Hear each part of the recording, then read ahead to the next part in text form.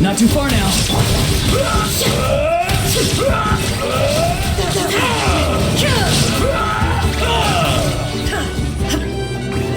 Illusion shattered.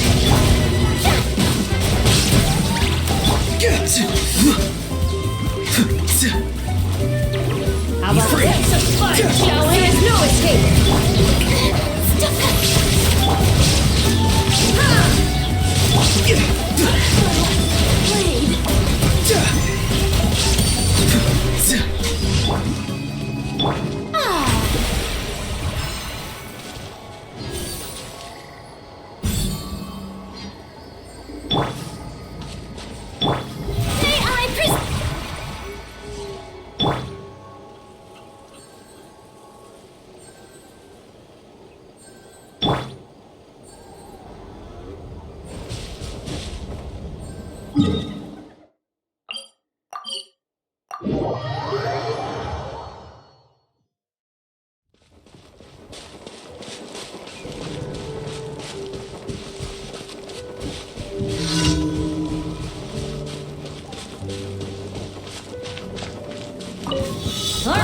Let's finish this fast. Strike a pose.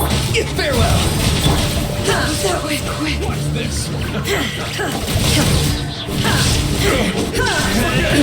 Absurd. Finish this next time.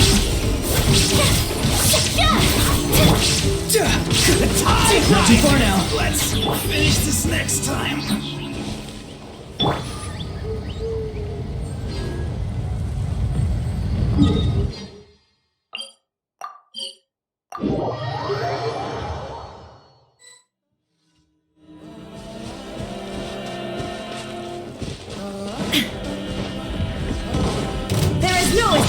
This shall be...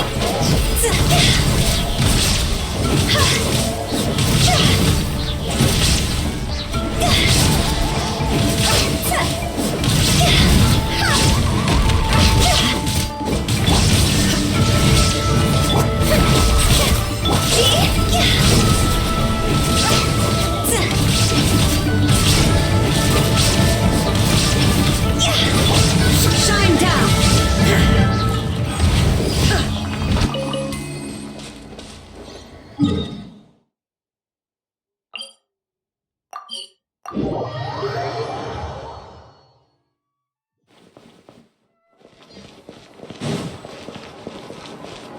Ad Astra Abyssosk. Welcome to the Adventurers Guild. Thank you for completing today's commissions. Here is your reward.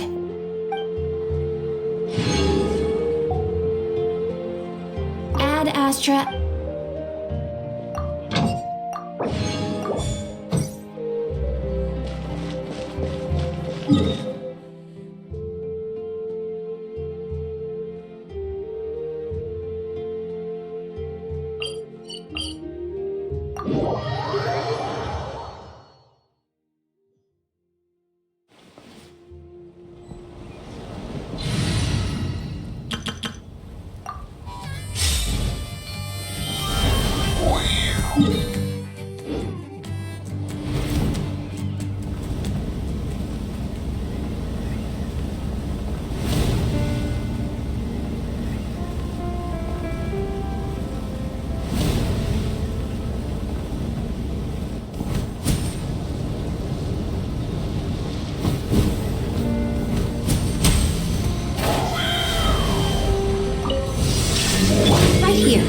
Right now, emerge.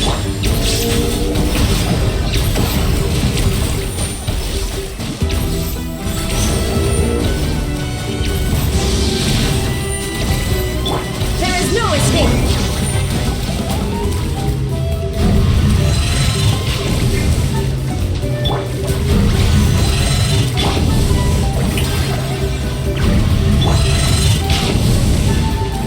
Right now, right here. Shine down!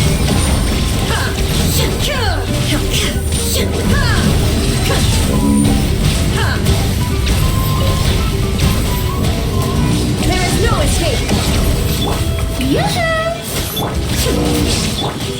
Right now, emerge! Illusion shattered!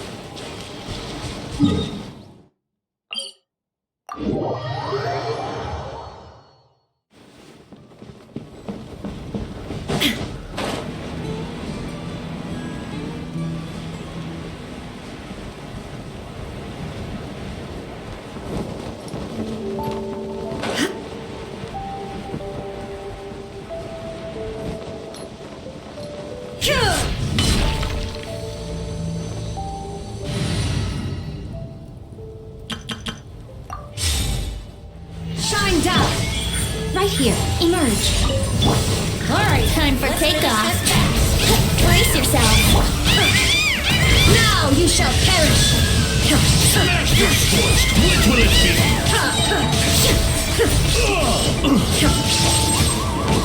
There is no escape. Right here, right now, emerge. Let's play.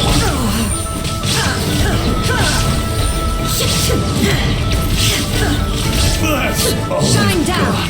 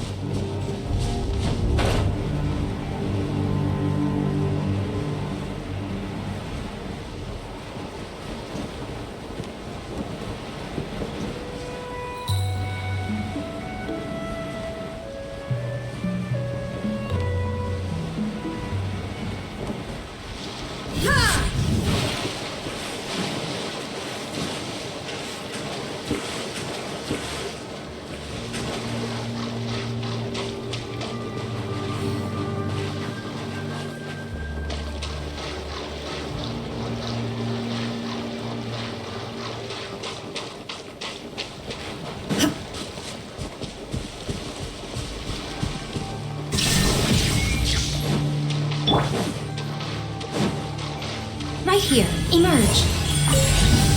Come on! Show me! Think you can get away? Here we go. Yeah. Right here. Let's finish this. There is no escape.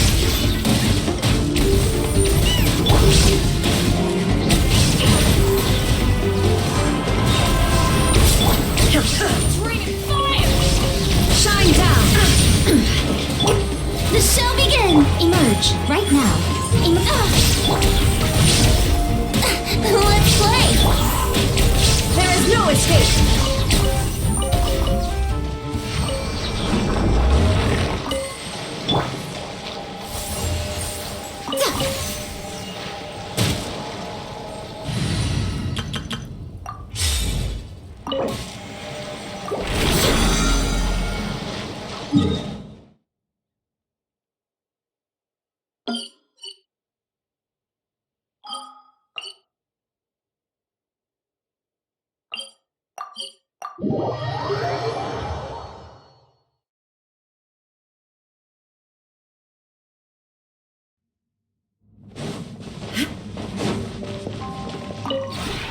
This realm is truly begin.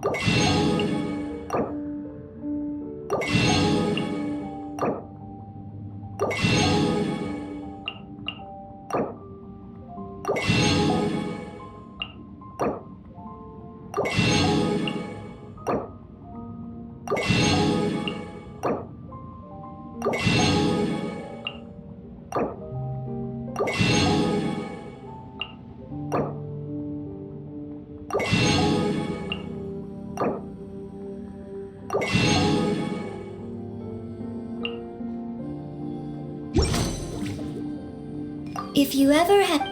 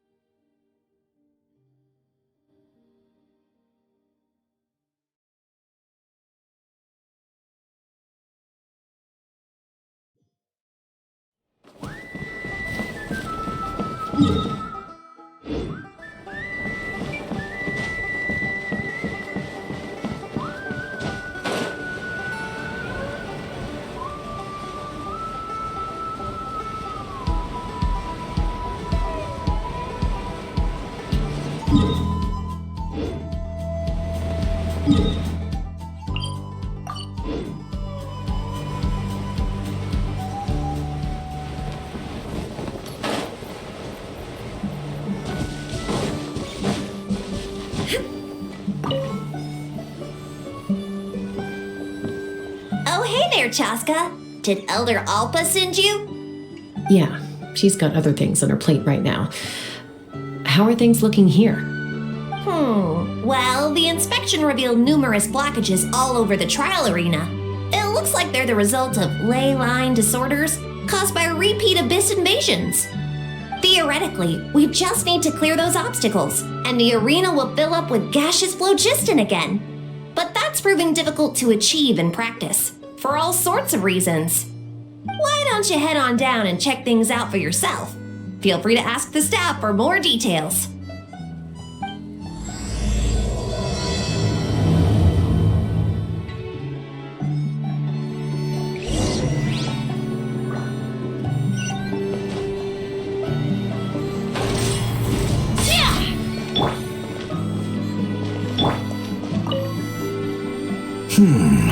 I think it should be possible to clear this spout with just a few hard hits.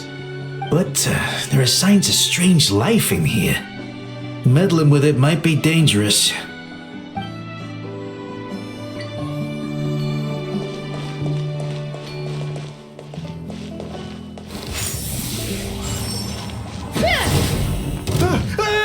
Monsters!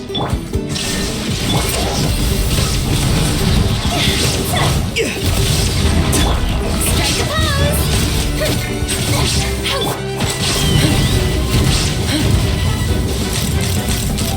Locked on!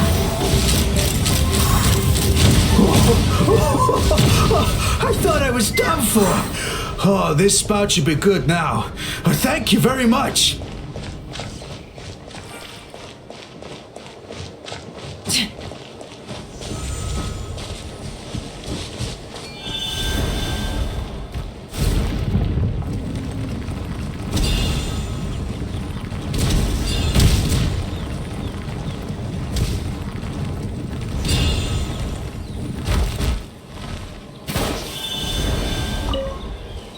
How strange. Why is there so much solid flow just in here? Well, could be from the Children of Echoes. Maybe it got swept up here due to the ley line disturbances? And I did see those strange markings on the cliff. I can't think of a way to resolve this. Short of going all the way to the Children of Echoes to borrow it to Petlisaur.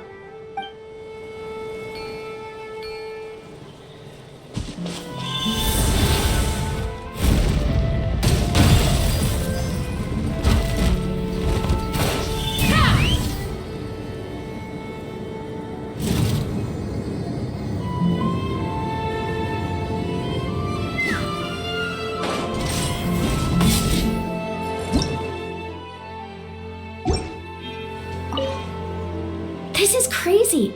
I put all of my strength into it, but it just won't break. Maybe Inkanak was right after all. If a stable structure is formed inside the solid phlogiston, I'll need to hit all the weak spots at the same time to break it. But how am I supposed to do that?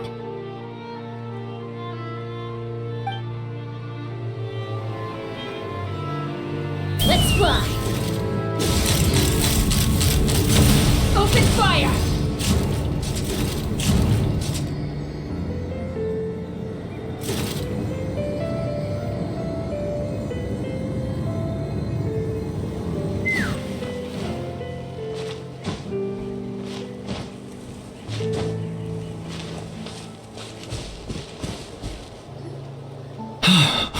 Oh, are you here to help? Thank goodness. There's no way I could do all this by myself.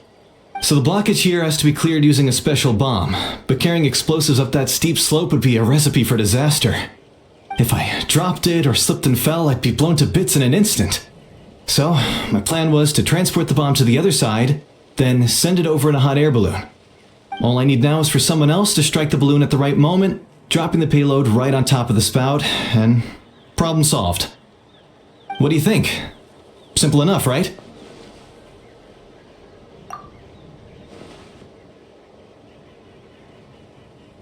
Huh? Oh, that one. No, I've got no idea who that belongs to. Or how they got it up so high. I just wish I could fly up there and check out what kind of tech they're using. Ah, well. Getting the trial arena back in order is more important. I'll head over and set up now. Let me know when you're ready.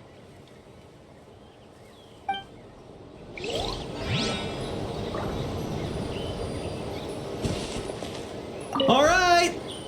Get ready!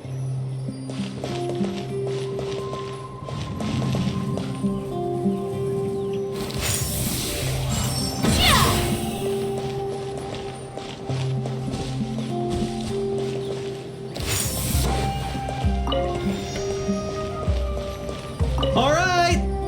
Get ready!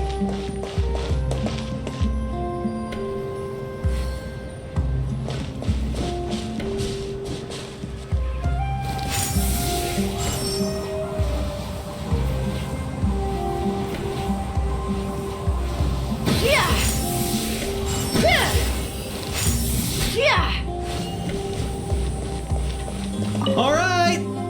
Get ready!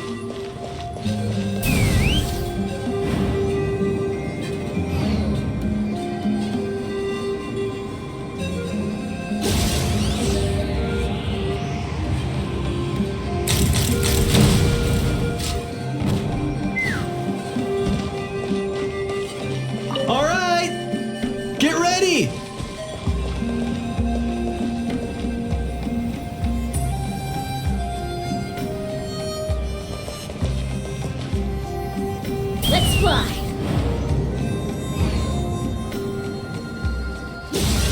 Open fire. The gaseous phlogiston is being replenished. Looks like all the spouts have been unblocked. Let's head back up.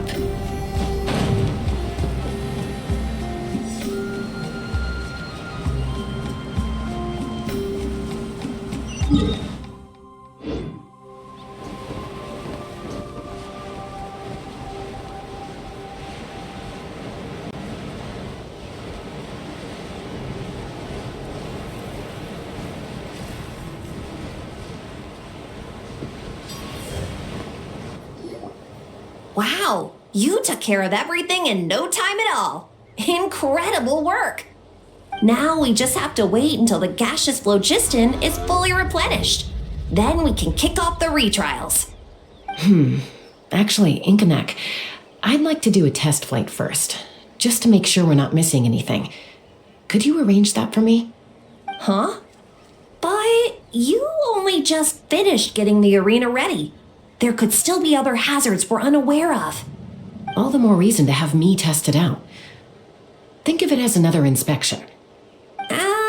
I guess you're right. With your flying skills, you won't be in any serious danger, even if there are hazards we overlooked.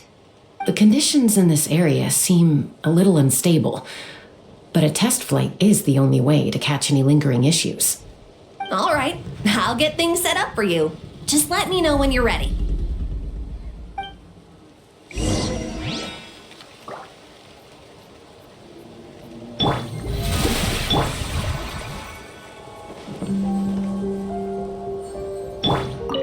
Are you ready?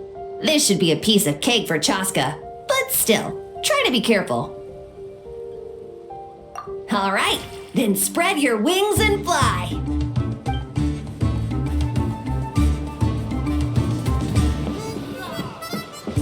Take me up.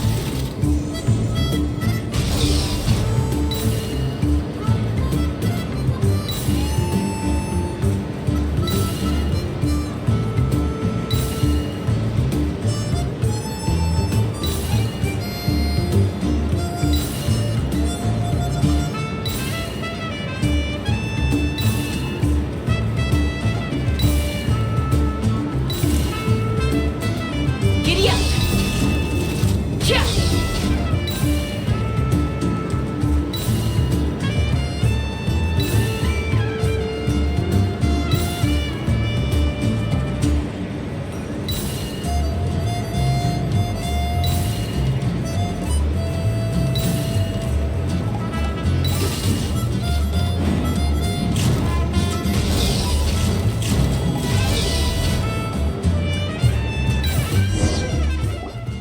That was amazing. Paimon couldn't take her eyes off you.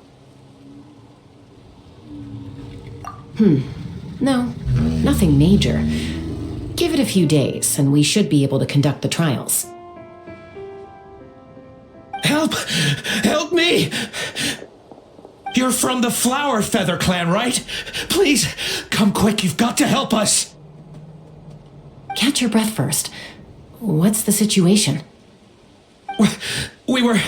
We got attacked by a coucosaur. My friends are still stranded in the middle of the road with the goods we were transporting. Please, I'm begging you, save them! Huh? Are coucosaurs really that aggressive? Do they usually attack groups of people unprovoked? Not in my experience, but there are exceptions to every rule. Let's go check it out.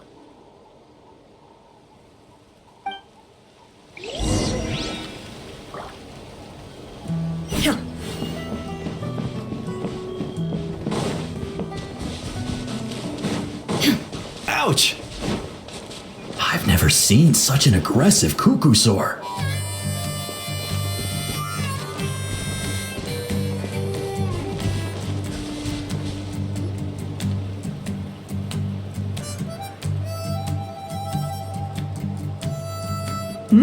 Chasca? Traveler?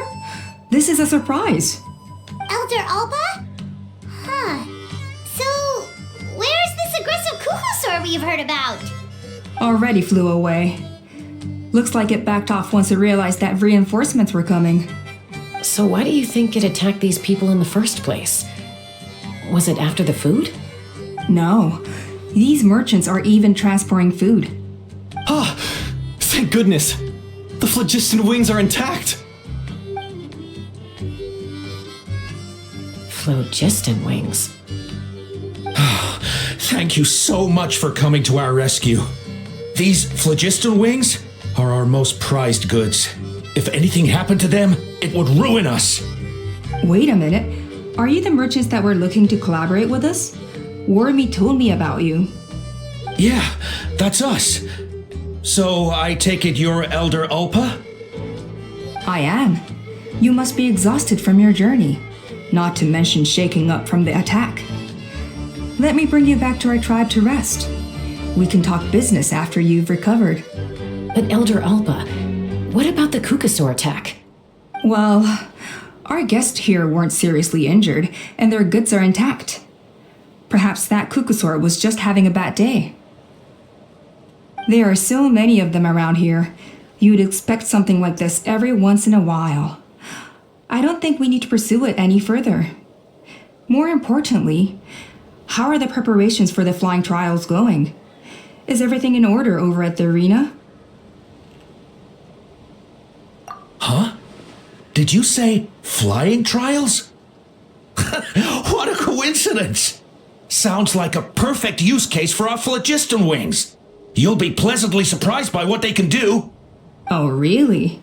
Now I'm intrigued. Well then, let's forget all about this Kukasaur attack for now. We have some serious business to discuss.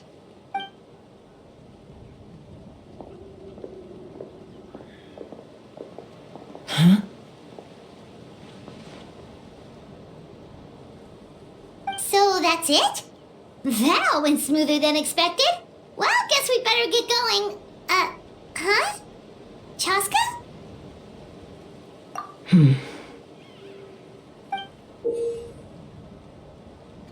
A blood-stained feather.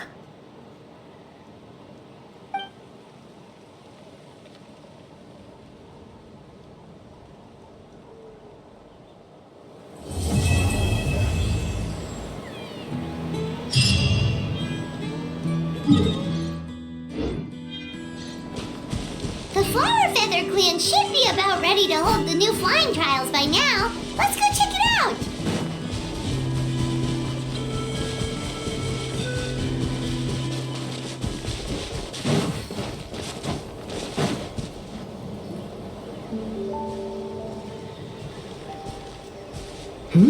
Ah, Traveler and Paimon. You came. Yep, and it looks like we made it just in time! Although, can't say the same for the Kukusaurs. Bit of a low turnout, huh? Yeah, you'll see why soon enough. All right, get ready. 3, 2, 1, fly! Whoa! We're really flying! I feel light as a feather. I'm flying without a Kukasaur. These phlogiston wings are awesome! What's going on? Paimon can barely believe her eyes. How did they fly all on their own? The merchants we ran into that day were selling a product called phlogiston wings. It's a flying machine worn on the back. To operate it, you just use a handheld trackball that controls the flow of gaseous phlogiston. That's incredible. Yeah. If our tribe, if Natlan mass adopted this technology, it would revolutionize our mobility and responsiveness in times of crisis.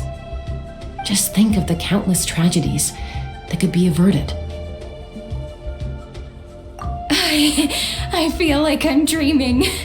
Did I really just fly on my own without the help of a Kukasaur? You'd better believe it. Plus, you just passed the flying trial. Right, Elder Alpa? Elder Alpa? Should this really count as a pass if we did the trial using phlogiston wings? Why not? The scoring rubric is about flying performance. It doesn't specifically say you have to ride a Kukasaur, does it? Yeah, maybe, but I mean, even Chasca had to ride a Kukusaur in a trial, right? And the whole point of the trial is to test both your flying technique and your ability to work with a Saurian companion. Well, if we can fly by ourselves, maybe we don't need to test the ladder anymore. Chasca, Traveler, what are your thoughts on this new invention?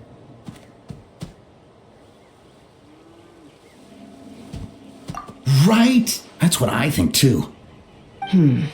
I agree that they have strategic value, but I don't think it makes any sense to evaluate candidates by the current testing standards if they're using phlogiston wings. Why? Shunan finally mustered the courage to go through with this, and now you're saying it doesn't count? I don't have any experience using these wings in battle, nor is it immediately obvious how to incorporate them into the existing systems in our tribe. Taking a longer-term perspective, I think we need to start by getting thoroughly acquainted with how these things work. Then we can develop a new trial format with new assessment criteria, tailored to candidates using the phlogiston wings. You all raise valid points. But Chasca, while your proposal sounds perfectly reasonable, it would probably take years to put it into practice. We lost so many people in that war. These phlogiston wings could be exactly what we need to strengthen our forces and boost morale in this trying time. And as for real-world battle experience, there will be plenty of opportunities to gain that. I have high hopes for you, Junon. Huh? Hey, stop staring into space! Say thank you! Thank you. Thank you, Elder Alba. You have nothing to thank me for. Remember, the way you got your wings back was by relying on yourself. Oh, Elder Alba! Bad news! Kukusaurs are attacking the merchants again! Again? Okay, everyone, stay put while I... Huh? Chasca?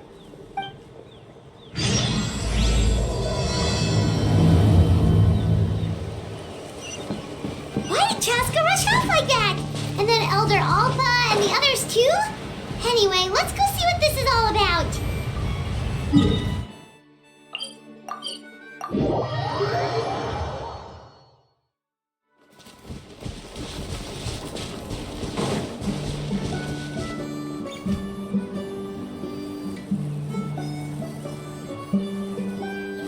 Oh, it's back!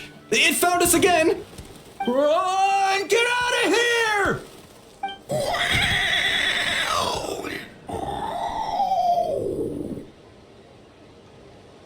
Curses!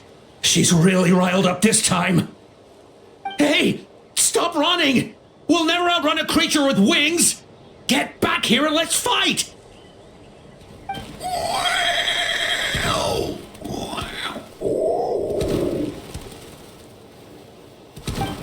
Stop! All of you! Chasca! Oh, wonderful! Quick, get rid of that thing!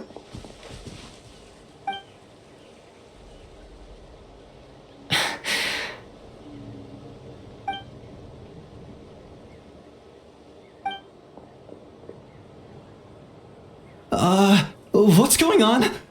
Why isn't she doing anything? So it really is you, sister. Wait, sister? That Kukusaur is Chasca's sister?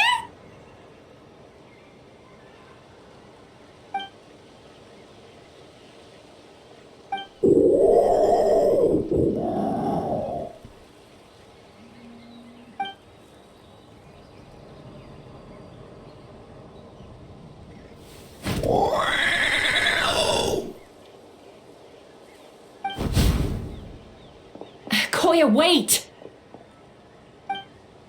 Is Chasca gonna be okay? Should we go check on her?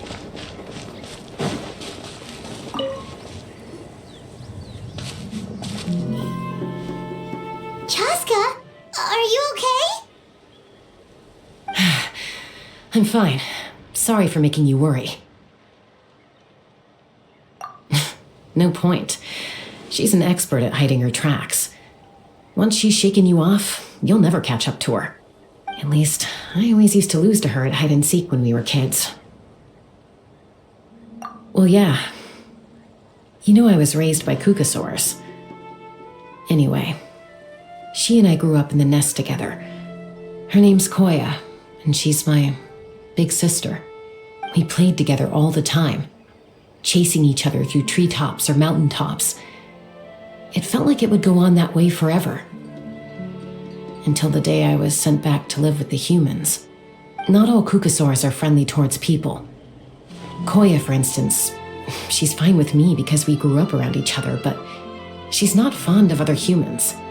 When Mom decided to send me away, Koya strongly protested, and after I left, she became more and more reluctant to interact with humans. Maybe she thinks that humans stole you away from her.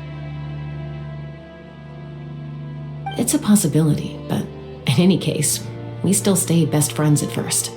I had a hard time adjusting to life in the tribe, so whenever something went wrong, I'd run off into the wild and vent to Koya.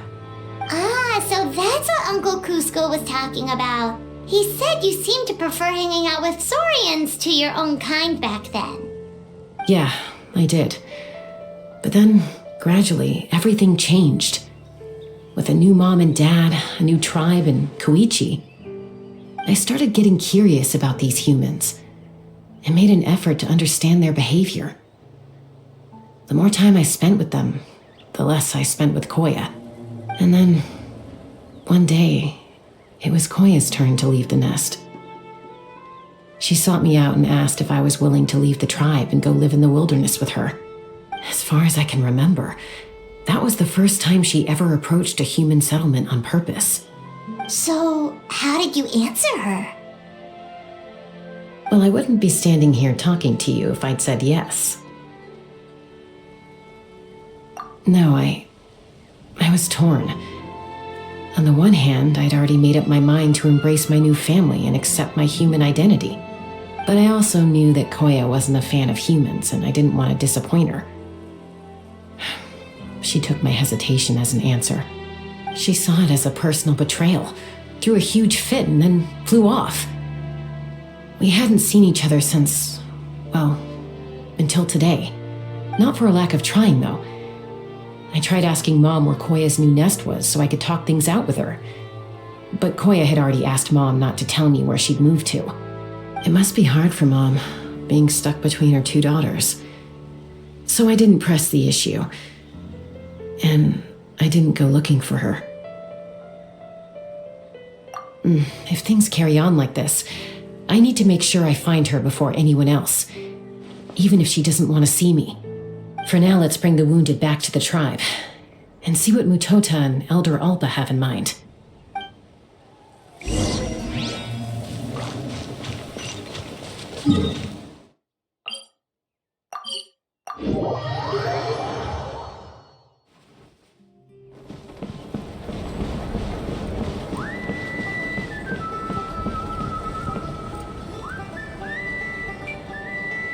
So, I hear there's been another Kukasaur attack.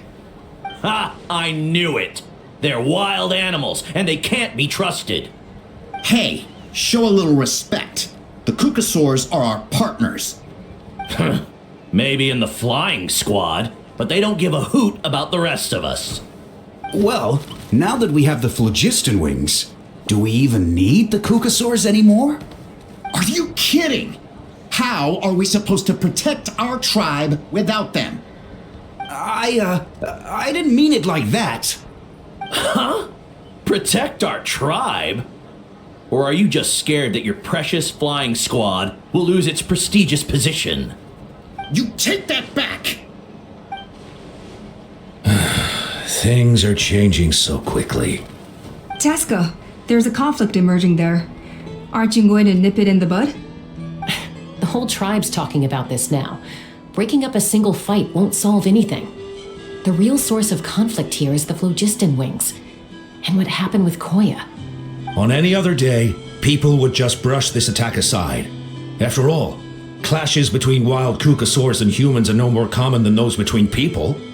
But now that the phlogiston wings have entered the equation, it's sparked a debate over whether our tribe needs the Kukusaurs at all. I worry that we risk repeating the mistakes of the Cinder City. Back then, Lord Ochkon's hatred of the Saurians nearly destroyed the peace forged by the Pyro Archon. Chasca, to prevent things from deteriorating further, I'd like to task you with restoring peace to the tribe. I will. Traveler, you've already done so much for Natlan, and the Flower Feather clan has no right to ask more of you. But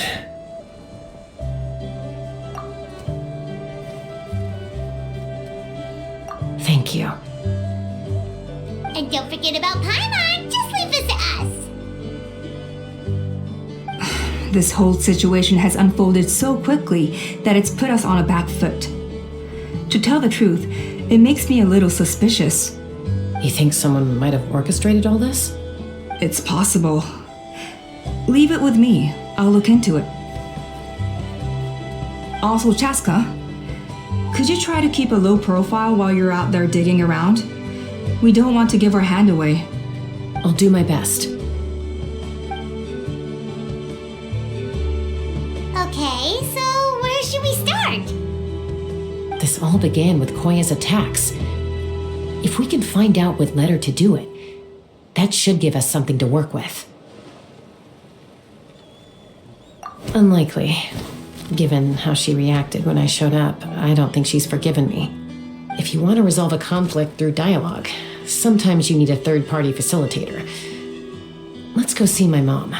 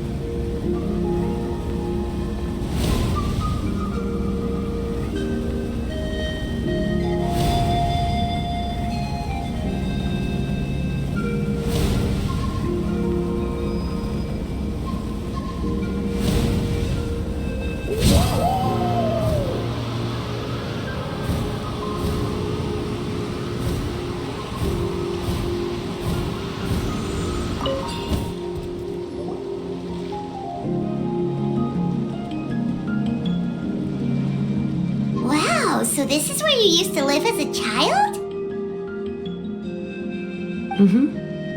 When I was little, we used to do this thing where I'd jump from the top of this tree, and Koya would fly over from the platform and catch me in midair. Or sometimes we'd both fly from the treetop together, and then after some aerial maneuvering, she'd throw me up onto that platform. After we got a bit older, we went to the nearby shores looking for even greater heights. Stop! You're gonna give Paimon a heart attack!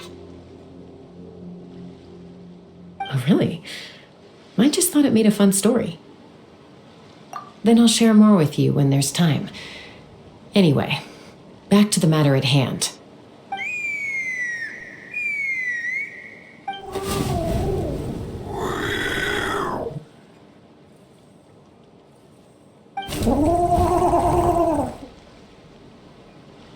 Hey, Mama Bird, I'm back. My last visit was only a week ago, wasn't it?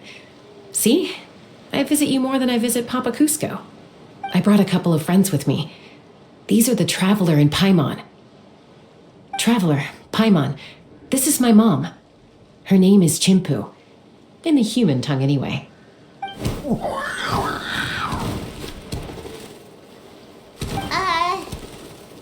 Hi! No, not really. I don't speak it as such, but I can sort of get the gist. Although only with Mom and Koya, since I spent my formative years with them. Even then, it's basically a best guess based on their sounds, body language, and expressions. Seems to work about 9 times out of 10, anyway. As for whether Mom understands me, I can't always tell. But somehow we still manage to communicate. Call it the family bond, I guess.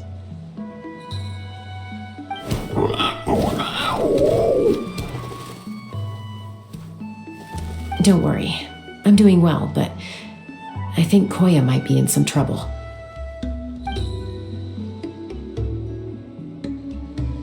I know she's never been a fan of humans, but she's never deliberately attacked them before either. What's behind this sudden change? Does, Auntie Chimpu know anything? Doesn't look like it. Koya hasn't visited her in a long time. Then, could you please tell me where she's living nowadays? I really need to talk to her. If this animosity between her and the tribe continues, then the next time there's an incident, I don't know if I'll make it there in time.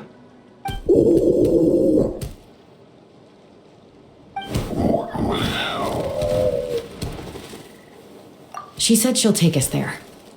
Thank you, Mom.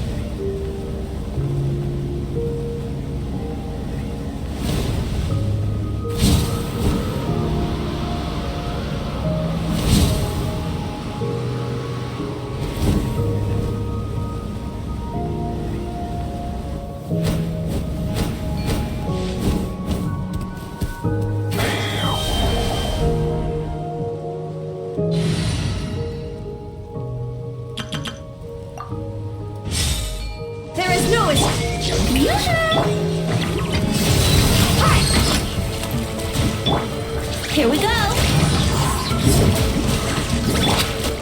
Illusion shattered!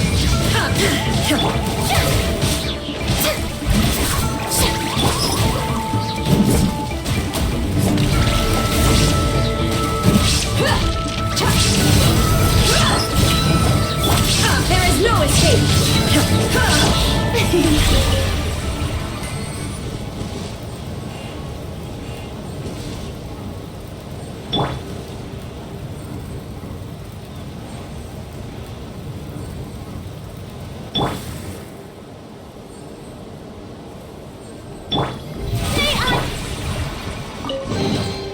But a momentary distraction.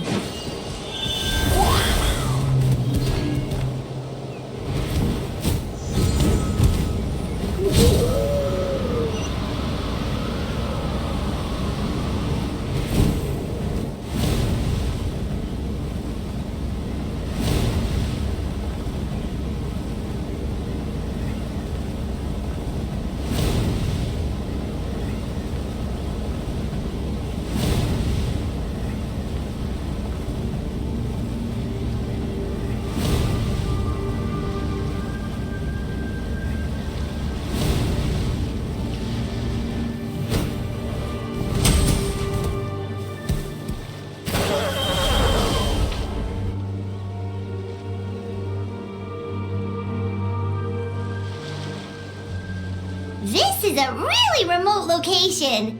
Guess she was trying to get as far away from humans as possible. We stay here? Okay. Got it. Traveler, Paimon. Mom says we should stay out of sight for now. She'll talk to Koya first. Koya is very hostile toward humans right now.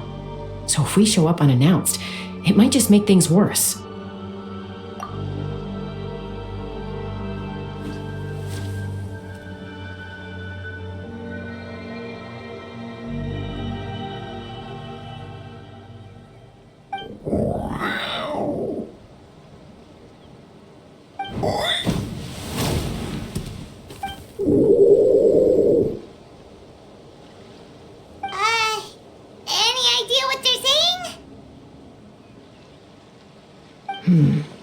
Sounds like things are more complicated than I imagined. There's evidence in this area suggesting that Koya might have been the victim of a human attack.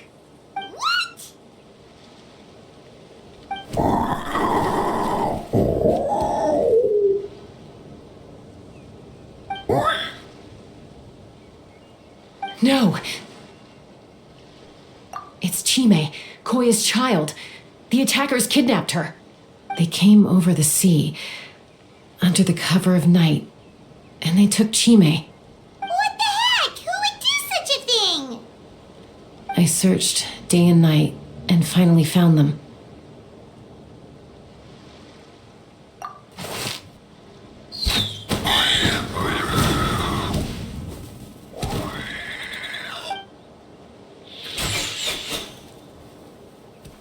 Oh yeah! T'Pol's contraption is working like a charm! Got her in one!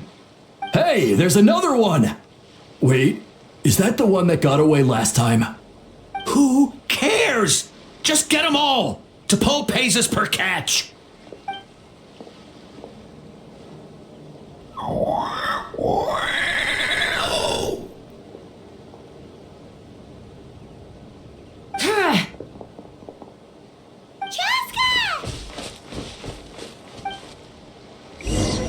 Chasca? How do you get here? Quick, stop her!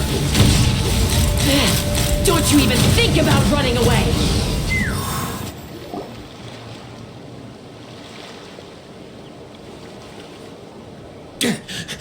Don't come any closer, or I'll... Go, Phlogiston Wings! Take me out of here! Uh-oh, looks like it malfunctioned. This is bad. Mom and Koya are already injured. And if that thing explodes right next to them... Help! Elemental energy suppresses it! Please, someone! Get back!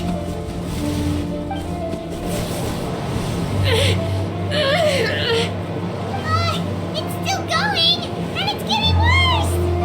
Guess we need a more permanent solution. All right then.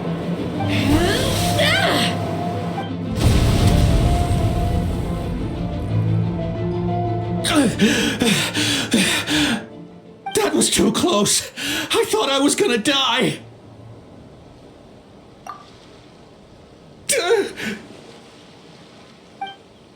Answer us honestly. Were you the ones who attacked Koya before?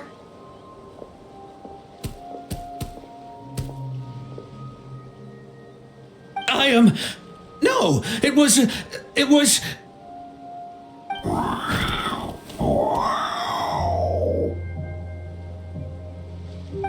Well, she says it was you.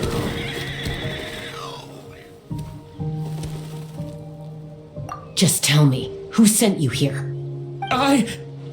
It was T'Pol. He told us to catch all the wild Kukasaurs we can find. And he also said that this Kukasaur has become a thorn in his side, so it needs dealing with urgently. T'Pol? Huh. Sounds familiar. But where from? Well, he tends to send his orders in writing. He pretty much never communicates with us in person. When he does, he wears a mask to hide his face. And whenever we trade Kukasaurs for Phlogiston Wings, we deal with his henchmen. So you didn't even make those wings? All we did was slap some labels on them and transport them over here, to make them look like they're imported. To make it harder to trace their origins. I don't know, honest! Well, that's mighty convenient, huh? What about if I held a gun to your head? Would that change your answer? No need. I'm sorry. I'll tell you everything I know. T'Pol doesn't tell us much, but he always stresses that he wants them alive. So that gives us some clues. This is just a best guess, of course, but we suspect that the gaseous phlogiston stored in the trackballs is drawn directly from the Kukasaurs. What?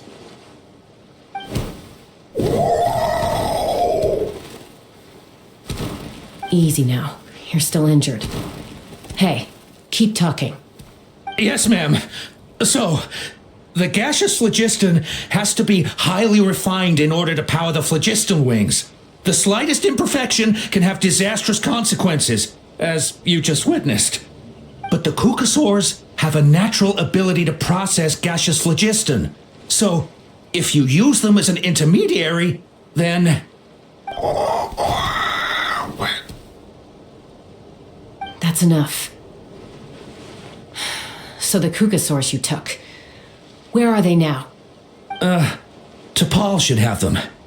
But no one knows where he's based, apart from him and his henchmen. We've tried looking for it ourselves, even followed them a few times. But we always end up losing track of them. Random thought. Maybe they're hiding up in the sky?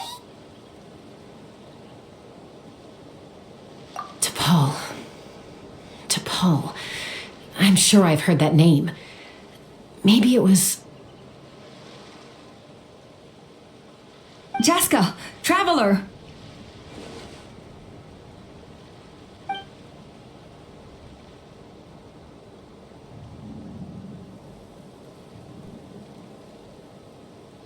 That voice! It's Alpa!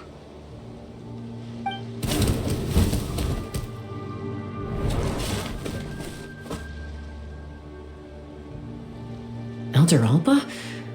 What brings you all the way out here? Well, I was patrolling nearby when I heard the sound of an explosion.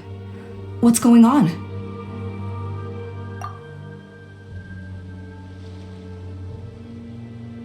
I don't believe it. Elder Alba, does the name T'Pol ring a bell to you? I feel like I've seen it written down before. Maybe in a list of candidates for the flying trials? Huh? So he's a member of your tribe then? No. If he was a member of the Flower Feather clan, I'd definitely know him.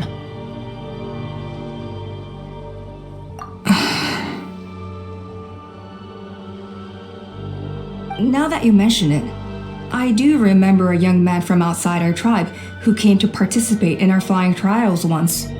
You were away on a mission at the time, which is probably why you don't remember him. He was a craftsman from the Children of Echoes, but he'd always dreamed of soaring the skies, so he wanted to join our flying squad. The Children of Echoes?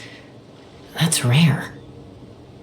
But despite his best efforts, he unfortunately failed to pass the trial and gain the Cucosaur's approval. In the end, he went wingless and returned dejected to the Children of Echoes. Wingless, huh? Maybe he invented the phlogiston wings to get revenge on the cucosaurs. Perhaps. Or maybe it's simply his way of dealing with his regrets over his past flying endeavors. Either way, it doesn't excuse his abuse of the cucosaurs. I'm gonna take these guys back and expose the truth to the tribe. It's time for this conflict to end. Easy, Chasca. Remember what I said about keeping a low profile? The ringleader still hasn't shown himself, and this man's allegation about powering the phlogiston wings with cucosaurs is only speculation. Bringing these men to the tribe now won't win over any current supporters of the phlogiston wings. In fact, it may even escalate the conflict further. After all, many are mistrustful of the cucosaurs after recent events. Is that why T'Pol waited until now to try to capture my sister? I don't know. I mean, he did tell us to spread negative rumors about the cucosaurs and slip some mora to anyone opposed to them, but... But Koya only attacked humans because they stole her child! Nevertheless, we will be hard-pressed to change people's minds while emotions are running high. Unless we have irrefutable evidence. Bravo! My thoughts exactly. In the meantime, leave these men with me. I'll escort them back to the tribe. I'll take the other members of their crew into custody too. They won't get another chance to stir up trouble. Fair enough. I guess finding T'Pol is going to be the key to resolving this conflict. Let's hope the Children of Echoes have some info on him.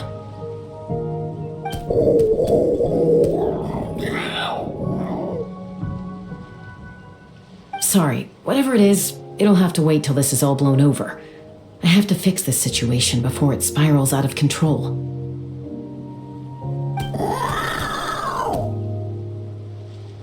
Mom, sis, rest up and get well soon. I gotta fly.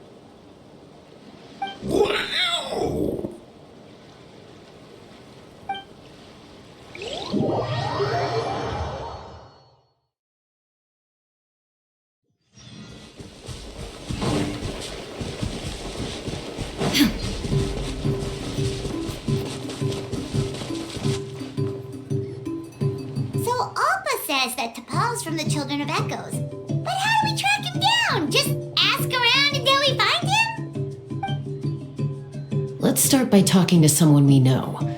It'll be faster that way. At this time and place, I'll bet the easiest person to find is... Wakey, wakey, Shilonen! Oh, it's you.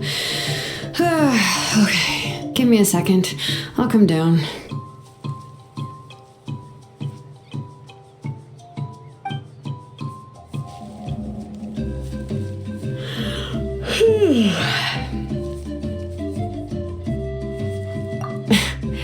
I climb trees to fly further and see farther. I don't usually stop for a nap. Well, we're not all like you. Always full of energy, even after flying around all day. Yeah. So, you've come all this way and interrupted my precious nap time. Might I inquire as to, why? I'm sorry, Shilonen, but it couldn't wait. Does the name T'Pol mean anything to you? He's a craftsman, apparently. Huh. T'Pol. Yeah, that rings a bell. I think that's Puma's child. Nope, I'm afraid you're a few years too late. Why are you looking for him?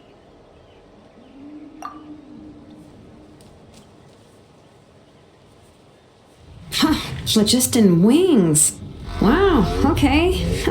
The kid actually pulled it off. Well, looks like no more rest for me today. Pulled it off? You mean he's tried making something like this before? Yeah, he started trying to build a flying machine right after he got back from the Flower Feather clan.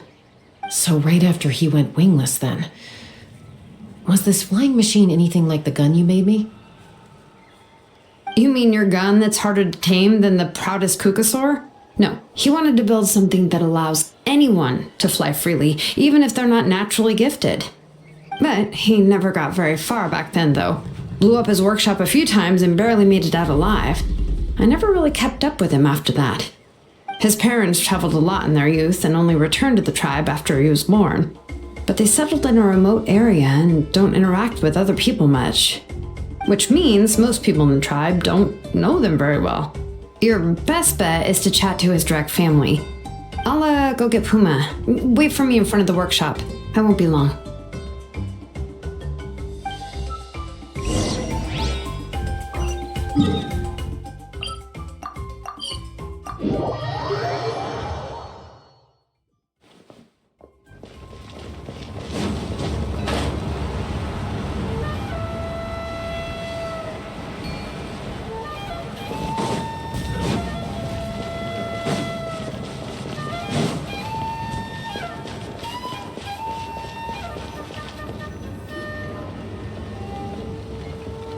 I'm back.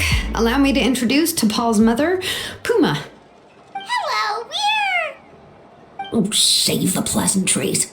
I don't want to spend any longer talking about that boy than I have to. Huh?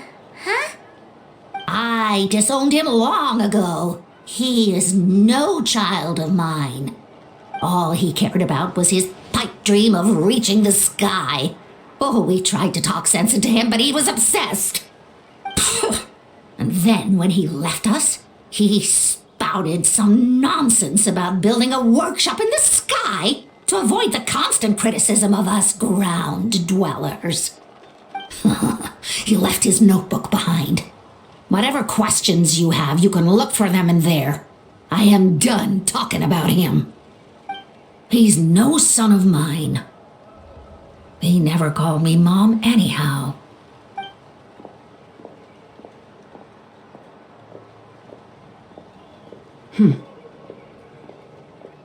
Wow, they've really fallen out. Paimon sure wasn't expecting that. Her husband, T'Pol's father, he passed away recently, and T'Pol didn't even bother to show his face at the funeral. If you ask me, that was probably the final straw for Puma. I'll go keep her company.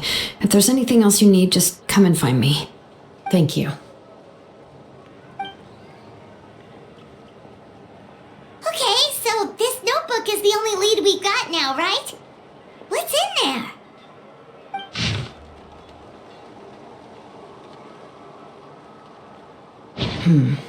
Some early designs for the phlogiston wings, and some theorizing about an airborne workshop. Ochkanatlan, the Cinder City. Looks like that's where he got his technological inspiration from. So, was he serious about the workshop in the sky? But that's such a big project for one person. Do we think he actually pulled it off?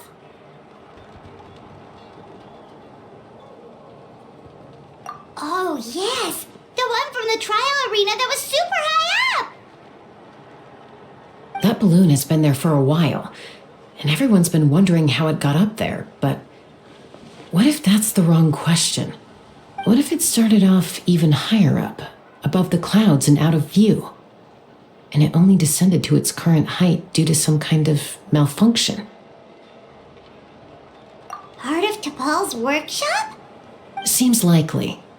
If T'Pol's base had been hiding above the clouds this whole time, that would definitely explain why Isidore couldn't find it. Paimon totally called it! But how do we get up there? Chasca, can you even fly that high? By myself? Possibly. But with a passenger, no chance. I doubt even phlogiston wings could take you up that high. At least, not without that relic T'Pol mentioned in his notebook. Yeah, and he's probably holding on to it. We'll have to find another way. Nope. That's way beyond Paimon's altitude. Also, would you really expect Paimon to go up there and take on T'Pol by herself? Let's not worry. Just because we can't think of a solution doesn't mean no one else can. I'm not the only flying expert in my tribe, you know. Oh, good point. We should go ask Elder Alpa. And Mutoda. He was quite the flying ace back in the day, too. Let's head back and see what they suggest.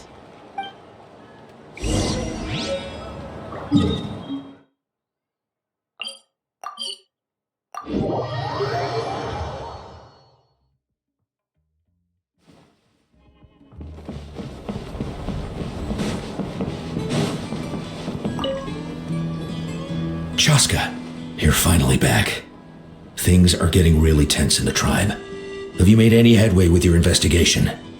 Some people even think we arrested the merchants just to support the flying squad and crack down on the phlogiston wings.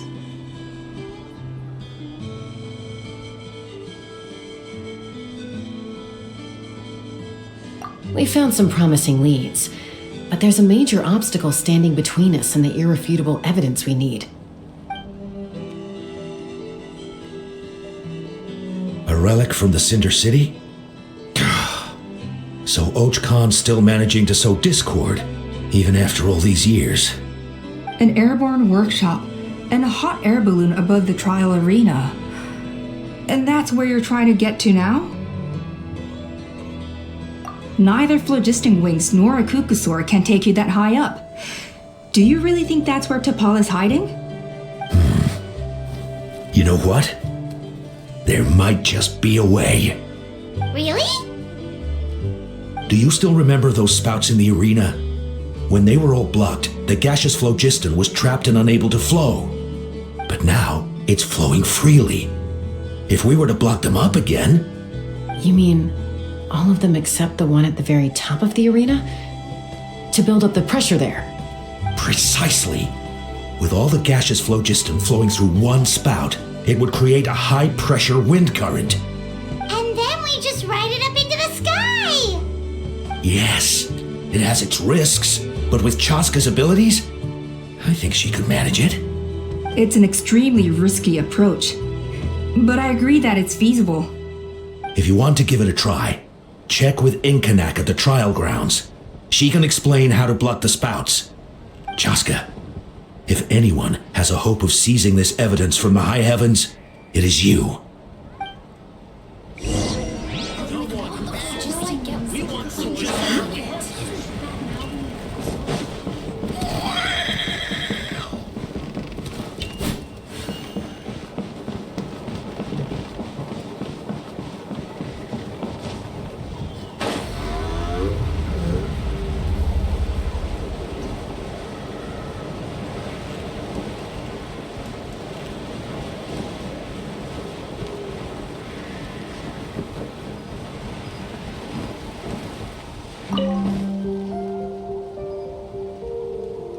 Goodness me, that is a very bold idea.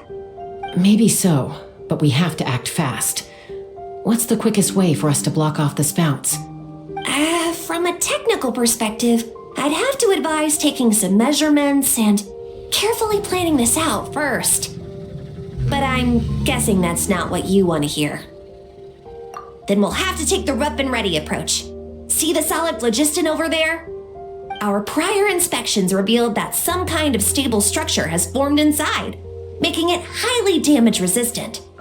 It's not without its weak points, but unless they're all struck at the same time, the structural integrity won't be threatened. So, what happens if we do strike them all at once? It'll collapse. Okay, I see where you're going with this. Yeah, you got it. As long as you hit all the weak spots at once from the right angle, the solid phlogiston will fall right on top of the spout and block it up. You're right about rough and ready. Sounds like my kind of plan.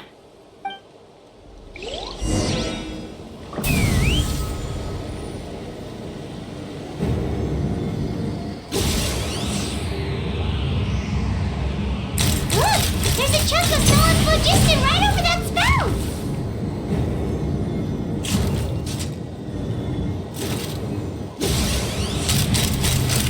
Open fire!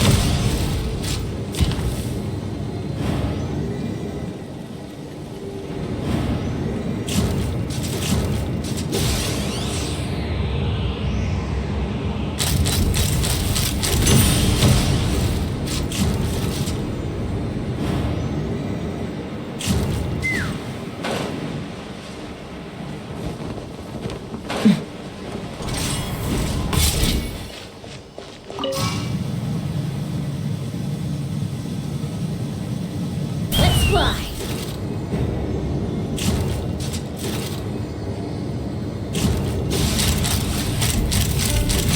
Open fire!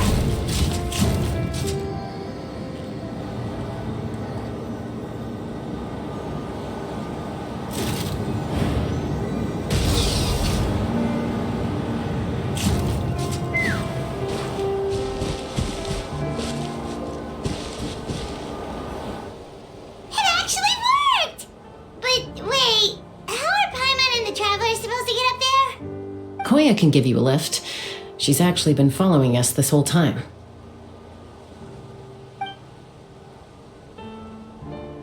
Wow, Paimon didn't notice at all! Well, probably because she didn't want to get too close to humans. Or maybe just me. But right now, we need her power.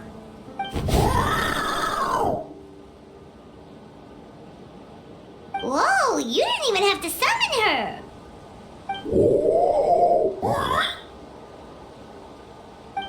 Yes, up there. That's probably where Chime is. All right, let's go have a little talk with this T'Pol.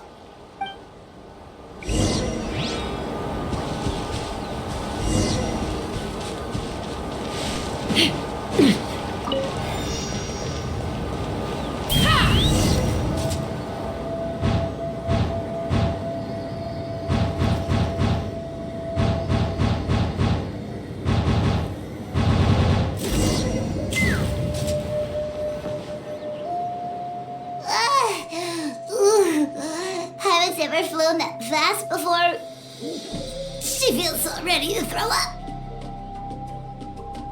Aha. Just as I thought. It might look like a regular hot air balloon from the outside, but up close, it's clearly been heavily remodeled. And sure enough, it only descended below the cloud line because the custom-built machinery malfunctioned. I should be able to figure it out with DePaul's notebook. Thankfully, I know a little DIY from fixing up my guns when they're having issues. That should just about do it. Now all it needs is a nice hard kick.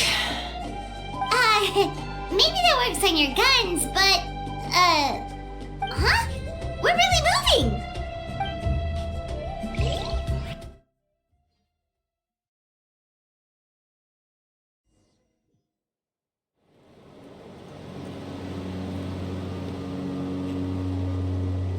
Here it is! The workshop in the sky! Oh, you gotta see it to believe it. Makes you wonder why DePaul even bothers with phlogiston wings when he has tech like this. Well, according to the notebook, the platform beneath us runs on components from the Cinder City. Those can't be mass-produced. Also, I have some doubts about its mobility after seeing how it moved just now. For someone like DePaul who dreams of flying freely, this definitely doesn't cut it. But if he's got that relic, he should be able to make a set of prototype wings for himself, right? Why bother making a whole flying workshop so he can mass produce them?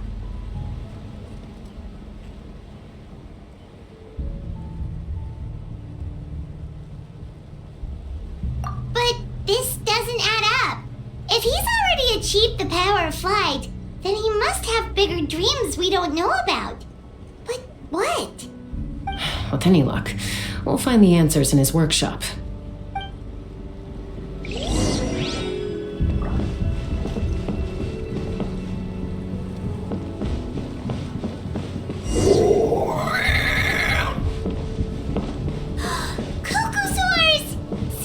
Merchants were right. DePaul's using them for his own ends. I'll bet that mechanism on top of the cage opens the door. Let me give it a try.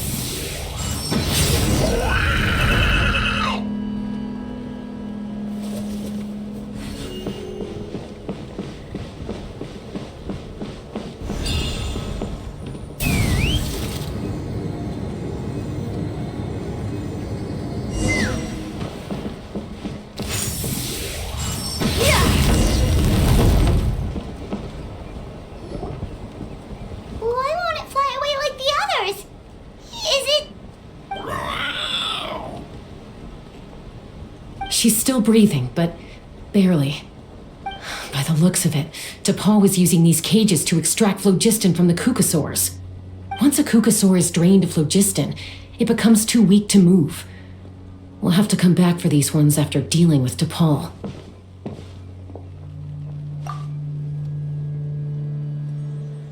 Let me see. Looks like a record of his phlogiston research. Log number 330. With the support of... I was finally able to launch the airborne workshop. Even though it relies on the relic for 80% of its power supply, I've at least taken the first step. Log number 348. Research on the relic is progressing well. I should be able to replicate the technology and scale up production very soon. Has proposed a name for this groundbreaking invention, the phlogiston wings. I think I'm getting close. Soon I will achieve my dreams. Log number 377. Encountered some issues with the new smaller model phlogiston wings. The gaseous phlogiston showed some volatility during the refinement process. Thinks we should proceed at a more cautious pace with the refinement experiments. But after so many past failures, I have to prove that I will succeed this time. Log number 114 ran an experiment using cucosaurs to refine gaseous phlogiston. It was a success. Log number 117. I've started recruiting merchants and hunters to capture wild cucosaurs. Log number 121. major breakthrough in the efficiency of phlogiston yield. Huh? So many parts have been crossed out! Yeah, probably the contact he alluded to in his other notebook. Guess he has a benefactor. Did anyone else notice how the numbering system in this notebook suddenly changed halfway through? We haven't got time for textual analysis, I'm afraid. Grab the notebook and let's press on.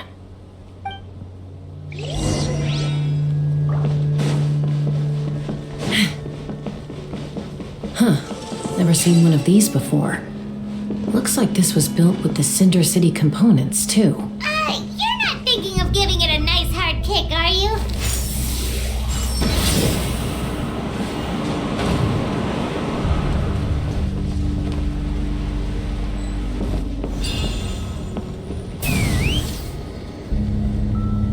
Whoa! What's that mechanism doing? It's asking for a nice hard kick where it hurts. Aim for the weak spot.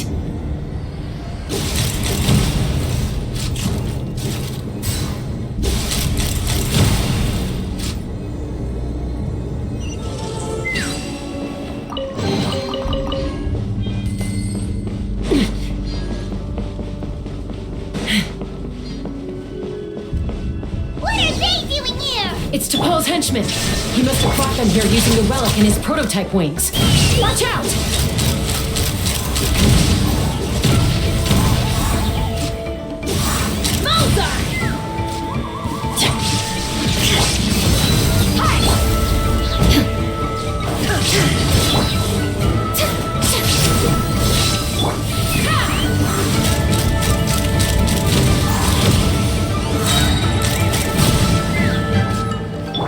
Illusion shattered! Brace yourselves.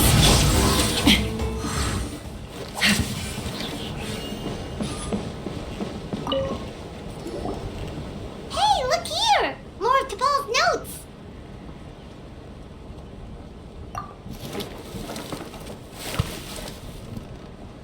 Log number 403.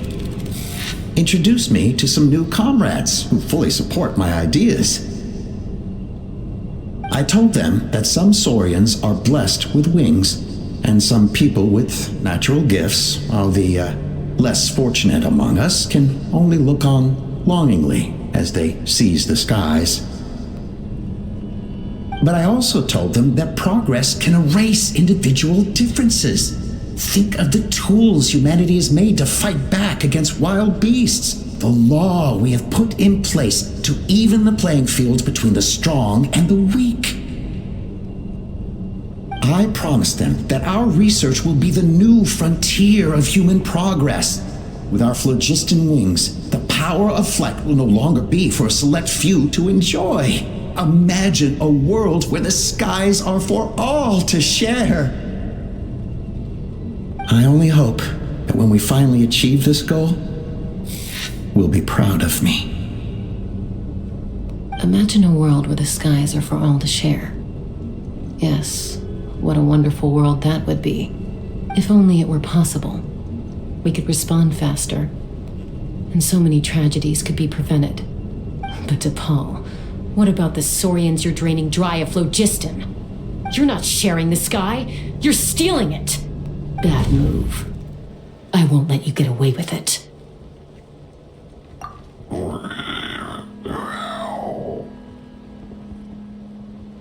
I'm fine. Let's keep moving. I don't think we'll find anything else here.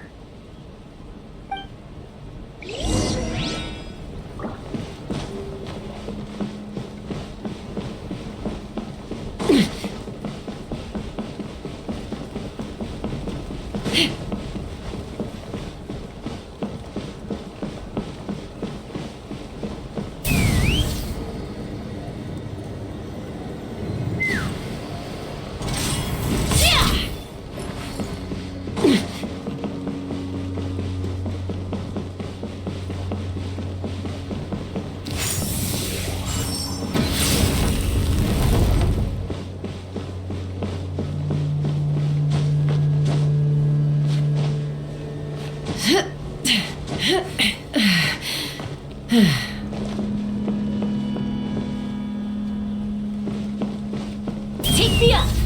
Open fire!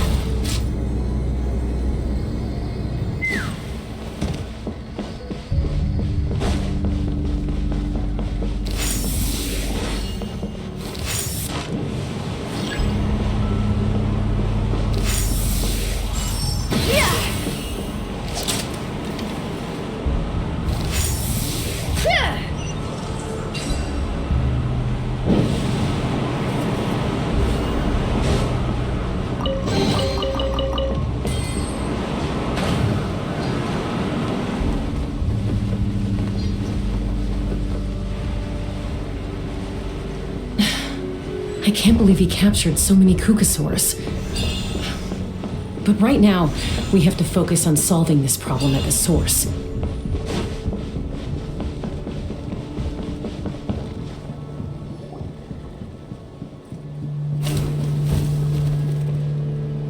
Looks like we've reached the center of the workshop. And still no sign of Koya's baby.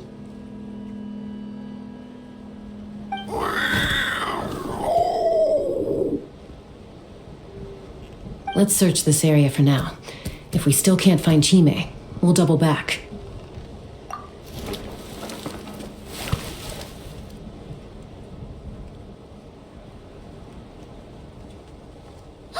Chasca, Traveler, come quick! What is it? Did you find Chime? Not yet, but look! It's another one of T'Pol's notebooks! All right.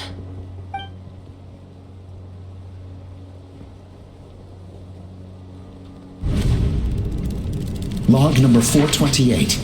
We decided to restart the experiments on phlogiston refinement, but without telling.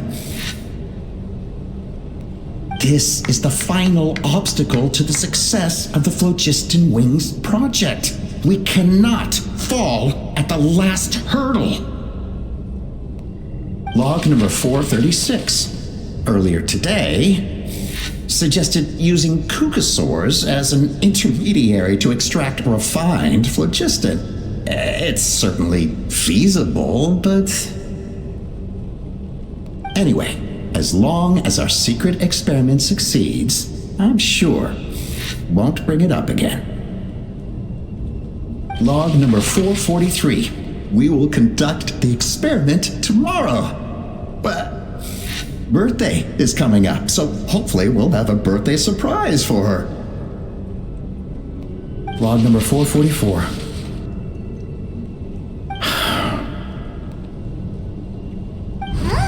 Why is this log empty? I guess whoever wrote down the log number was prevented from recording the results.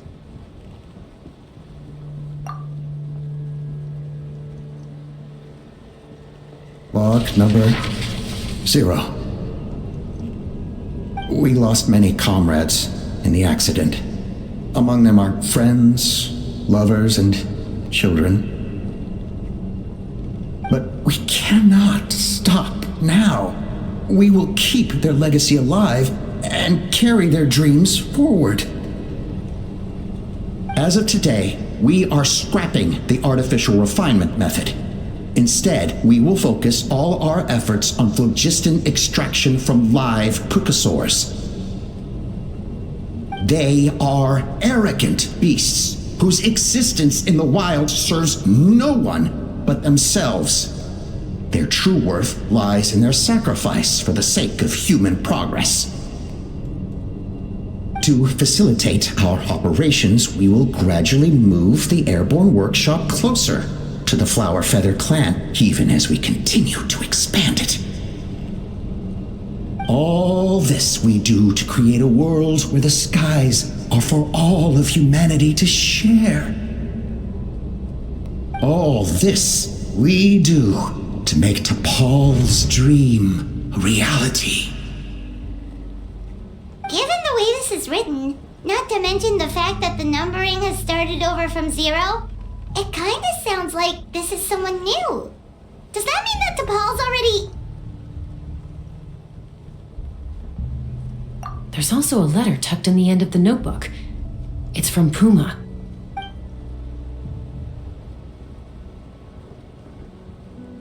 T'Pol, I don't know where you are right now, so I don't know how to reach you.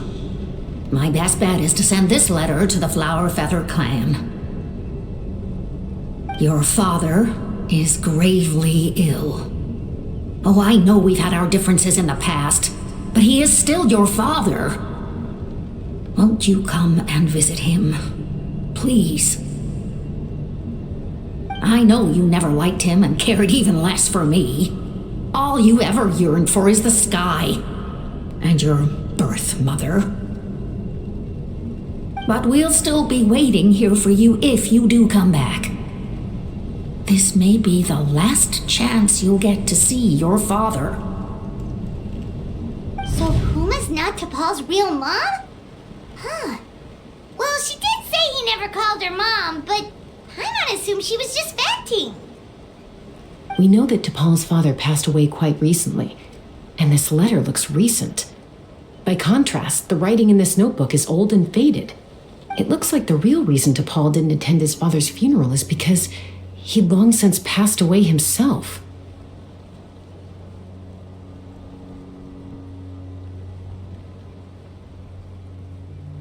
If we ask ourselves why this letter was sent to the Flower Feather clan, why T'Pol always yearned for the sky, and how he got his hands on a relic from the Cinder City, it all points to one answer. That's right. T'Pol was my child. He was born during my days as a wingless wanderer. His birth gave me new hope. I wanted to become the kind of mother who spent her days as a valiant rider, soaring the skies. Not an aimless, wingless nobody. But his father wanted to settle down, to give his child a safe, sheltered life in his tribe. We fought about it constantly, until the love we once had for each other was gone. He started a new family, with another traveler who was also looking to return home. And I went back to the Flower Feather clan, alone. Alba? I had no idea that despite being raised among the children of echoes, my child still harbored dreams of the skies. Can you imagine, Chasca? The joy and surprise I felt when he showed up at my door, asking to join the flying trials. Or how proud I was when he said he wanted to prove his own worth, rather than relying on my position as elder. And then the anguish that overcame me when he was rejected by the Cucusaurs and became wingless, just as I had after my injury. You've got a lot of nerve showing your face here. Don't take this the wrong way, Chasca. I'm not here for a fight. I just want to talk. Isn't that your preferred way to resolve things? I trust you've learned of T'Pol's wish on your way here. A world where the skies are for all of humanity to share. If only his dream can be realized, no one will ever have to lose their wings again. Our aerial prowess will be greater than ever before. War will never again come at such a great cost. The loss of Koichi is a tragedy that need never be repeated. So tell me, Chasca, do you really wish to see the phlogiston wings forever grounded and gathering dust? Nothing you've said excuses all the conflict you've caused. You mean the argument back at the tribe? It was a necessary measure. Sometimes this is the only way to accelerate the pace of progress.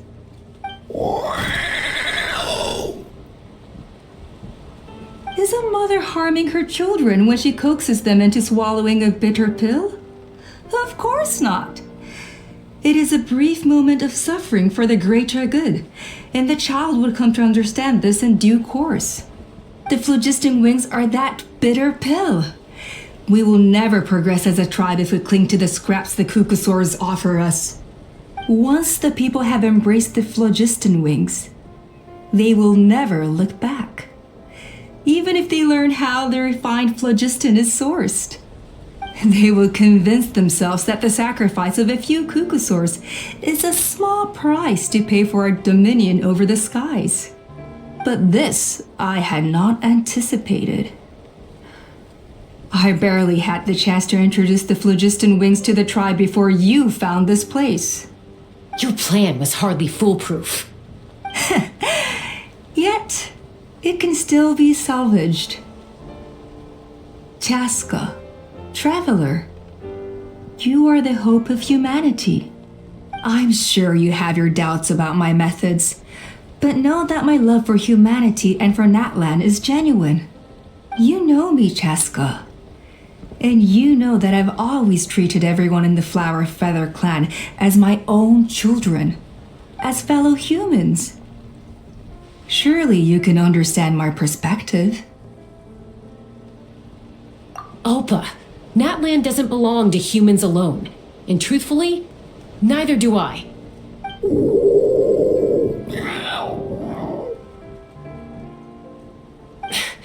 How many times has the Abyss invaded Natlan now? And yet despite how much stronger it is than us, Natlan still stands as a nation of humans and Saurians. Peace imposed by force will crumble in a matter of days, because social bonds are what hold a civilization together. Weren't you the one that taught me that? And yet you would break the bond we share with our Saurian companions to take more power for ourselves? That's as stupid as hacking your own arm off to use it as a club. They are wild beasts, driven purely by instinct. How could they possibly understand human social bonds? How did someone like her ever become a writer?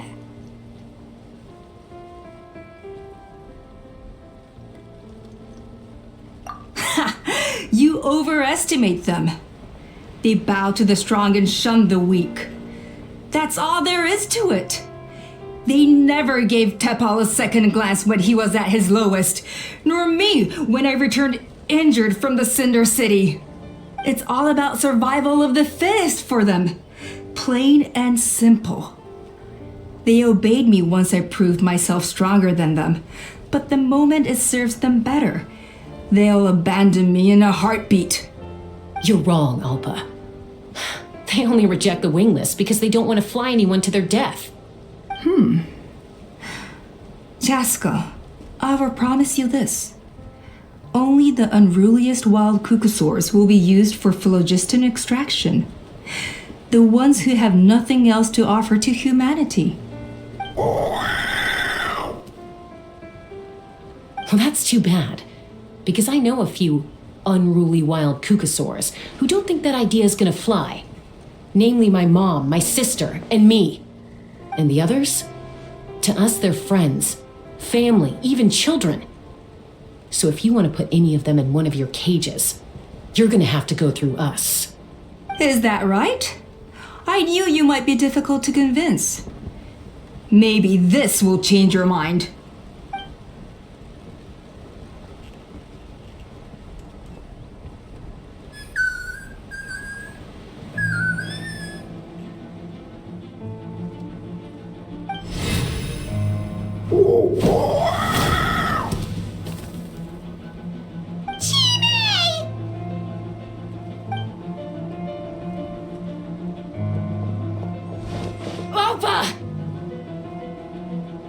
Careful! Don't make any rash decisions. Unless you want to see her suffer. Oh no, that's one of the extraction cages! I told my subordinates to take control of the tribe while I was away. Luckily for them, our strongest warrior and our most powerful ally aren't there to stop it. Take control? What are you planning to do with Mutota and his supporters? Merely accelerate their inevitable downfall. They cannot stand in the way of progress forever. It is not the move I wish to make, but I'm afraid you and your friends force my hand. And since you insist on imposing me too, I have no choice but to keep you here until the dust has settled. So that's what you meant by I just want to talk. You never intended to negotiate. You just wanted to stall us. No, Chasca. I genuinely hoped I could win you over. You are the strongest warriors we have. Put down your weapons, and I promise you that no harm will come to this young Saurian. I just need you to stay here for the next couple of weeks or so, while my people consolidate their power. Then I will give her back to you, and you'll be free to leave.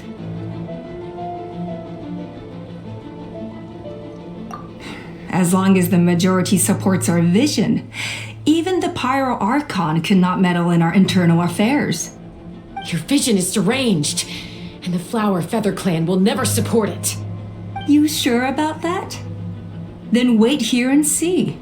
Time will tell. What do we do? Even if the whole tribe fights back, Mutota's in grave danger! Stop delaying the inevitable! Drop your weapons and get into the cages, now! She's still holding Chime hostage. Is there really no other way?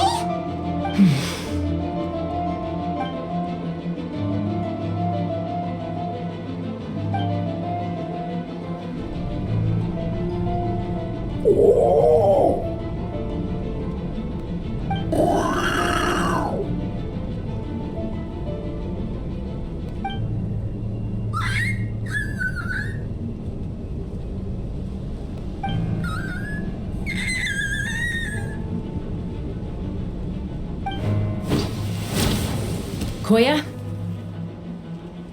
Huh? What are you yapping about? Stand down.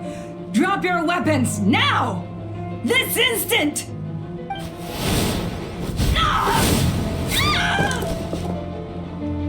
No! The relic!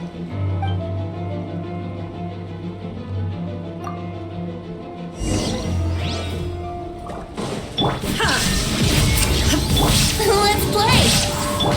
Let's get it on!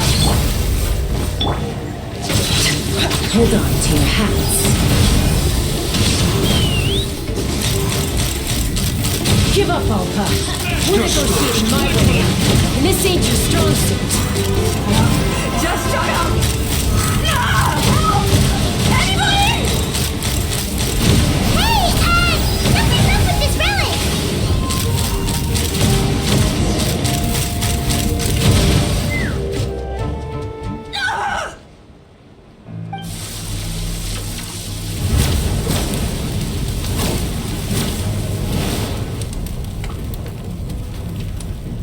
No! What is she doing? She'll bring us all down with her! But why? We stabilized the relic! Maybe it got damaged in the fight. If we don't think of something fast, this whole workshop is gonna fall apart. No. They're directly beneath us. My beloved tribe!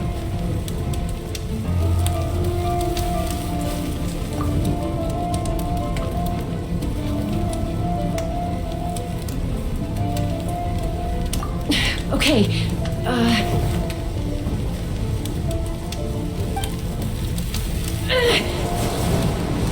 it's too powerful. This ain't a toy like last time. I don't think I can just throw it aside.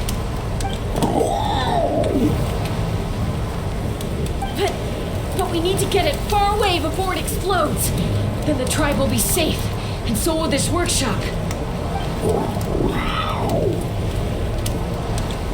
Koya, remember when we were kids? Come on, let's take this thing high up into the sky.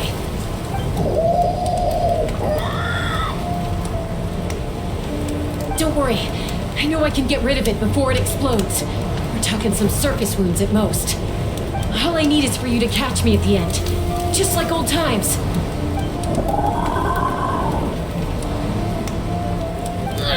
I can't hold it back anymore. We have to go. Don't be insane! Alpha! What are you... You're a fool, Chasca! Why would you choose such a risky solution? We cannot entrust the safety of our tribe to this wild Saurian! I'm the fool. You really think you can stand a better chance than me? Sure, it may be asking too much for an ex-wingless to escape the blast radius in time. But I can fly it a safe distance away, even if it's the last thing I do.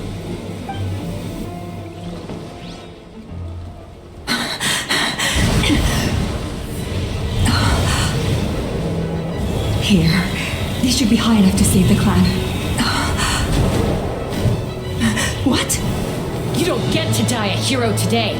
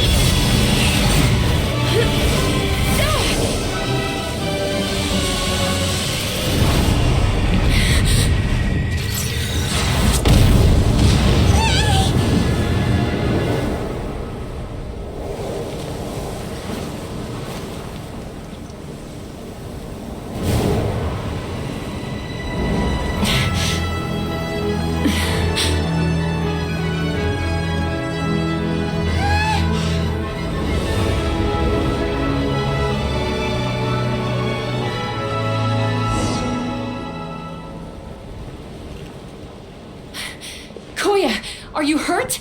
Let me take a look at you. What do you mean, I'm fine? Didn't I tell you to catch me on your back? Why did you try to shield me from the blast?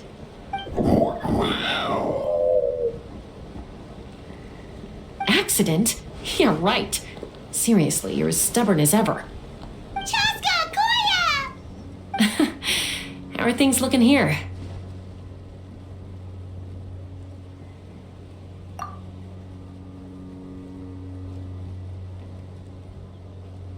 I think that's putting it mildly. I owe you one. Again.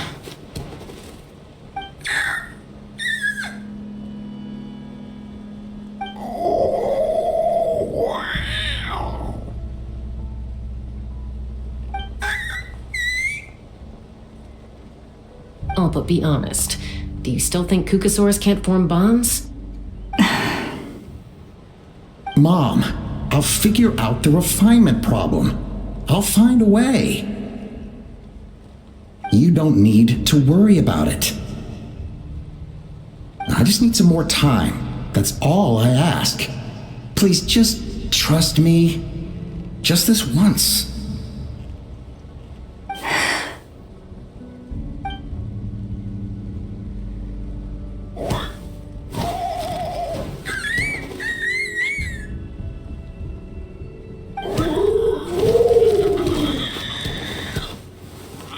The Flower Feather Clan yield to the strong.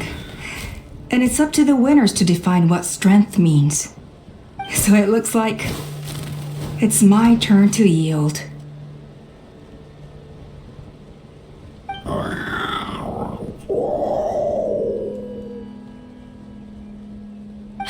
Koya!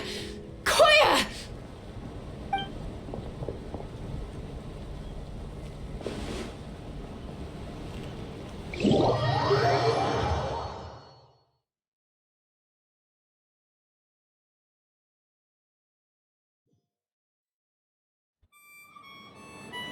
So, you're absolutely sure it's not because of the explosion? Yes, for the 10,000th time, I'm sure. The blast barely touched her. The reason she fainted was old injuries playing up, compounded by overexertion in recent days. The moment she finally relaxed, all the built-up stress finally caught up with her. And no wonder. Honestly, she's just like you. Anyway, now you know how we feel when you go off risking life and limb. Your mother and I would both appreciate it if you lived less dangerously. You know she wrote to me from the Masters of the Night Wind, just to scold me for not doing enough to keep an eye on you. If she wasn't so busy with work, you can bet she'd come back here and chew us both out in person. I'll find an opportunity to apologize to her. I promise. You'd better. No more avoiding us, okay? And don't get me started on all the checkups you've missed. Got it. Got it. Huh? Koya? You're awake. I'll go let everyone know. Hey, but we're not done talking. What are we gonna do with her, Even after everything that's happened, she still hasn't figured out how to start the conversation with you. She keeps saying, I don't think Koya has forgiven me yet. But if you ask me, she's the one who's scared to open up and have an honest conversation. For all her confidence, she's a very sensitive soul underneath. You'd think as a peacemaker, she of all people would know how to reconcile with her family after a falling out. She must have been a handful growing up. Thank you for being there for her. And of course, thank you for keeping her safe when you were up there in the sky. Koya, Uncle Cusco, we're here! Ha! I was just telling her that she's not to go chasing danger with Chasca ever again. Cusco, I understand how you must feel. But it's all thanks to Koya and Chasca's efforts that the airborne workshop didn't come crashing down on our heads. Oh, Paimon almost forgot to ask. They didn't hurt you while we were gone, did they? Thankfully, when her co-conspirators tried to arrest me, I was out coaching Koyer and Junan. The two of them were a huge help. They took care of things while I went around rallying the resistance. So, in the end, Alpa's would-be revolt didn't really get off the ground. And as it turns out, not all of the wingless want to see our dear Saurian friends replaced with phlogiston-powered gizmos. I'm so sorry you got mixed up in this, by the way. We should have caught on to Alpa's scheme sooner. We could have saved so many Kukasaurs from getting hurt. Most of the airborne workshop has now been dismantled. We've just left one small, harmless part intact and repurposed it as a jail for Alpa and her cronies. Let's see how they like being locked up in a sky prison! So, it looks like there's just one last conflict left to resolve. Peacemaker, you're up. I said I had to wait until things had blown over, didn't I? And now they have. But I still have no idea what to say. Koya, I just want to say, I'm sorry for how things went down back then.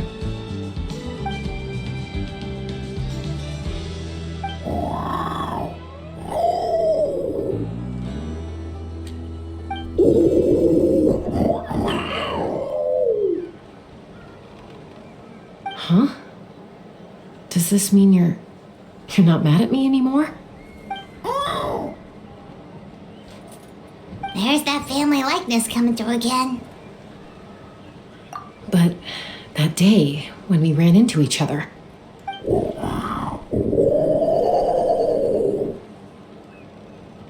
Huh?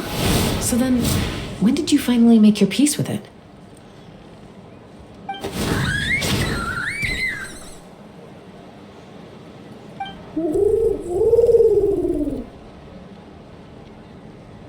Oh, it's Chime and Chimpu! They're here too!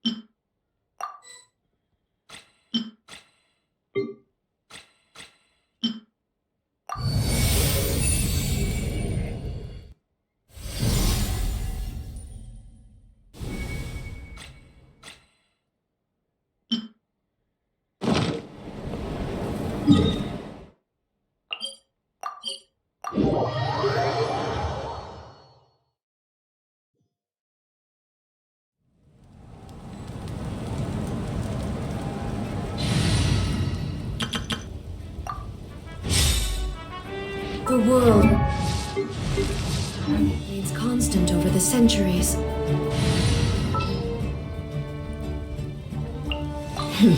Got a job for